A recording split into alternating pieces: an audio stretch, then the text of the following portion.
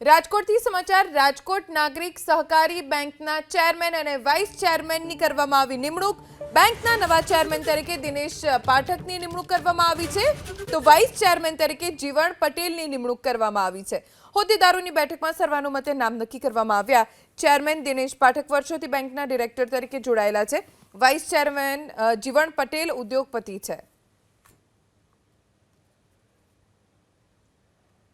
રાજકોટ નાગરિક સહકારી બેંકની ચૂંટણી પૂરી થયા પછીની જે પ્રક્રિયા છે એ અમારા ચેરમેન અને વાઇસ ચેરમેનની નિમણૂક કરવાની પ્રક્રિયા છે જેની માટે આજે નોમિનેશન ફોર્મ ભરવાનું તારીખ હોય ટાઈમ હોય અત્યારે અમે લોકોએ બધા જ ડિરેક્ટરોએ અમારા વડીલોનું જે માર્ગદર્શન મળ્યું એ મુજબ સર્વાનુમતે અમે લોકોએ ચેરમેન તરીકે દિનેશભાઈ પાઠક અને વાઇસ ચેરમેન તરીકે જીવણભાઈ પટેલ કે જેને જીવણ કાકા તરીકે ઓળખીએ છીએ આ બંનેની અમે સર્વાનુમતે પસંદગી કરી છે અને એની દરખાસ્ત અત્યારે કરેલી છે।